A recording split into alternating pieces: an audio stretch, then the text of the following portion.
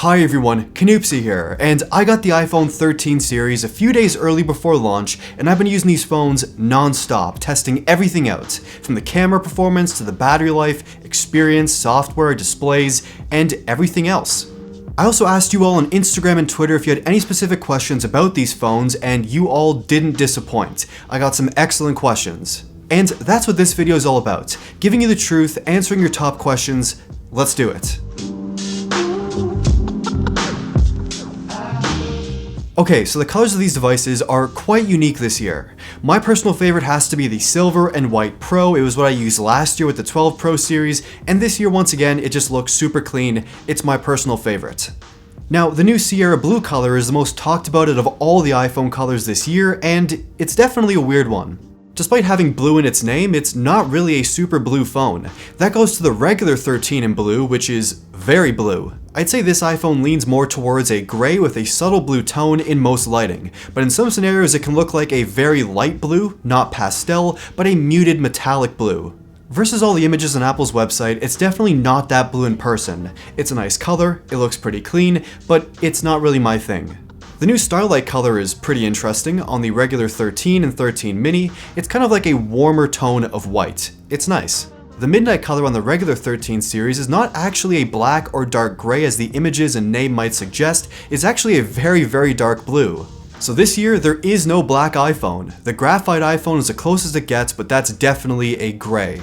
So some interesting color choices this year for sure. Some winners, some losers, some kind of mid colors. It's a different year for colorways on these iPhones. The one I haven't seen in person though is the pink one, and from the images, it looks really good.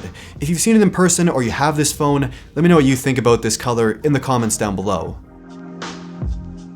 Okay, so cinematic mode is one of the most hyped up features of this year's iPhones, and it is pretty interesting. It's available across all the iPhones this year, and thankfully it's not like a Pro specific feature, so that's pretty good. However, the Pro series has the telephoto lens and lets you dive deeper into the cinematic mode and use that extra lens to get some different looking shots. Now, going into cinematic mode thinking it's going to change the entire film industry or mobile videography as a whole is not the right way to see it. For my usage, I really see cinematic mode as another tool to add to your creative kit. It feels like adding another lens to your camera bag, for example. The iPhone already effectively has a wide lens, ultra-wide lens, macro lens, and a telephoto lens. Cinematic mode is like adding a bokeh-specific, crazy depth of field lens to your camera setup. And just like a real camera, you don't use your ultra-wide lens or your telephoto lens for all of your shots. Each lens has its own specific purpose, and that's the case here with cinematic mode. Cinematic mode is great for certain things. Videos of people, awesome. Selfie videos, pretty good. Videos of cars and the odd object occasionally, nice. But when you start using it for absolutely all of your videography with your iPhone, it kind of falls apart a little bit because it has its limits. It works exceptionally well with people and simple objects, but with more complex objects and scenes, it doesn't work the absolute best.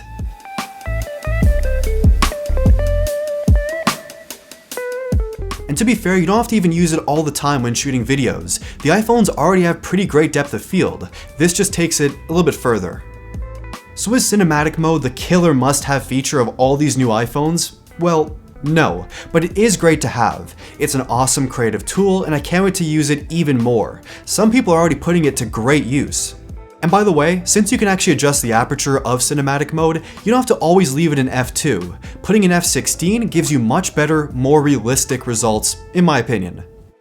ProMotion, 120Hz refresh rate finally on the iPhone. It's a feature many Android phones and the iPad Pro have had for quite a few years now. It's great to finally see it here. Pretty much imagine everything feels double the smoothness from a 60Hz iPhone, and it speeds up animations, scrolling is smoother, zooming in on photos is nicer. It is a very nice feature, and Apple did a good job finally implementing it on an iPhone. It's of course only on the Pro iPhones, but it's nice to have finally at least. For my usage, it really hasn't impacted battery life at all, and to be honest, I don't have really any complaints. Now you might think 60Hz iPhones are absolutely ruined for me now after using 120Hz, but honestly, those 60Hz iPhones like the iPhone 13 and 13 mini still feel crazy smooth, just like the previous iPhones. Apple knows how to do it with smoothness, 120Hz or not. So performance and speed. Sort of on the subject of ProMotion, these phones certainly feel very fast. 120Hz or not, across the lineup, these are crazy fast phones. The A15 Bionic inside these phones on paper isn't a huge bump from last year in performance, but last year's iPhone was stupid fast as well. Everything I've done in these phones, from multitasking, taking photos and videos, rendering videos and effects, just using the phones, they feel insanely fast. And that's what you kind of expect from iPhones these days across the lineup. You tap something, it immediately opens. You switch between apps and multitasking, no lag or delay, and the iPhone keeps apps in memory for quite a while. Apple leads in speed across the lineup. The speakers in all these iPhones are actually a really big upgrade. I don't think Apple even mentioned it once this year anywhere, but the speakers got some huge gains overall. They sound louder, richer, warmer with a bit more bass, and they don't crackle or distort like previous years. You're of course not going to be using these speakers all the time, but when you do have to use them, they sound excellent. Great for watching videos, listening to music, listening to podcasts, taking phone calls in speaker mode. They are some excellent sounding phone speakers for sure. Some people have mentioned these iPhones actually have smaller haptic engines versus previous years, and you might think that makes a big difference in the vibration quality on these iPhones, but honestly, they kind of feel the same. Smaller or not, the vibrations here feel super responsive across the user interface, getting notifications, you definitely feel them in your hand or your pocket. It's an Apple haptic engine. It's gotta be very good, and it is. The notch is finally smaller this year, and that's it. It still has the exact same speed and performance as previous years, doesn't work with a mask yet unless you have an Apple Watch, and despite taking up less physical space, there's still no additional icons or information, like no battery percentage unless you still swipe down. It's just smaller width-wise, slightly taller height-wise, but not bad. I'm glad it's just slowly shrinking. No. Respectfully. So this year's iPhones got some battery upgrades versus last year, and from my testing, they definitely do last a bit longer, but not a groundbreaking difference from the 12 series. I'm definitely still testing them out, but across the board, I felt more confident using these batteries getting through a full day of usage versus the 12 series of iPhones. That being said though, the 12 series was actually quite solid with battery life and pretty much a guaranteed full day of usage on an average day. And these phones maintain that battery life and add a bit more longevity. The Max lasts even longer. It's still the king. It's a day of usage or more depending on how much you use it. And the Mini surprisingly has gotten much better battery life since last year. But it indeed does last most of a full day of my usage, and on those busier days where it's running a bit low, I just slap on one of those Magsafe batteries and I have enough to extend the battery life throughout the rest of the day into the late night. And if you're on Team iPhone Mini, you gotta buy one of these Magsafe battery packs as it changes the entire phone experience for the better. I'll leave a link in the description down below to the Apple one and a few cheaper third-party ones as well if you're interested.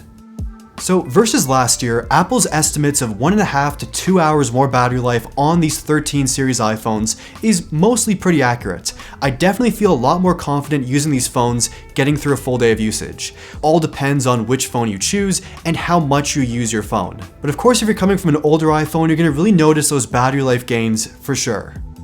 Now, on the subject of MagSafe, accessories like the battery pack, charger, and other third-party accessories definitely attach much stronger magnetically to this phone versus the 12 series 100%. I almost feel like it's double the strength magnetically versus the 12 series with some accessories. Like, it's a noticeably stronger connection, and that's without a case. With a case, it's even stronger. So in my opinion, that extra magnetic strength further legitimizes MagSafe on these new iPhones. You're going to want to use it more because it's stronger, you feel more confident using it, and things aren't going to fall off as easy. Plus, there are so many more great accessories out there this year versus last year, and there's so much more potential for great accessories in the future. So despite being slightly heavier on paper versus last year's iPhones, they don't really feel that much heavier than the 12 series. That being said though, if you're coming from a previous iPhone or an Android phone, you're gonna definitely feel the weight of these devices for the first time, especially the 13 Pro Max. That is a heavy phone for sure. Everyone, it's that time. The final question. Should I upgrade? From a 12 series iPhone? No, probably not, as these phones are very similar to last year's iPhones. Unless you really want to switch device types altogether, like going from a Mini to a Max, as they're very different phone experiences. Sure, why not? Or if you have an Android phone you want to hop over to iOS, this is the best time to do it. This year's lineup is incredible. Or if you're like me, you want to have the latest iPhone camera experience for photos and videos, go for it. That's why I upgrade. But in general, if you just got an iPhone 12 or even an iPhone 11, you don't really need to worry about upgrading this year. Those devices are still excellent. But if you have an iPhone that's older than the 11, it's definitely worth considering. The iPhone 12 brought some big upgrades, and the 13 is kind of like the fully realized, finalized version of that phone with even more features. But I also gotta say, from recent rumors and also Apple's historic past timelines, next year, 2022, we're probably getting a much bigger redesign of the iPhone. Because that's just kind of what happens every other year. This is sort of the S year, but without the S name. So you may want to wait, but that being said, this year's iPhone lineup is killer. From the mini to the regular 13, 13 Pro, and 13 Pro Max, this is an excellent lineup of iPhones. They have great cameras, beautiful displays, gorgeous designs, excellent performance, solid features, and they're not really missing much of anything. Okay, so those are my answers to your top iPhone 13 series questions, and I hope this video was somewhat helpful. My full reviews of these phones are dropping very soon, as well as my 2021 iPad mini content, and this is a very interesting device. Let me know in the comments down below your thoughts on this iPhone 13 series of devices, and leave any questions as well that I haven't answered in this video, and either I'll answer them, or I'm sure someone else will as well. Like the video if you liked it, subscribe, and hit that notification bell so you don't miss any future uploads, because there are a lot of videos coming. Thank you for watching.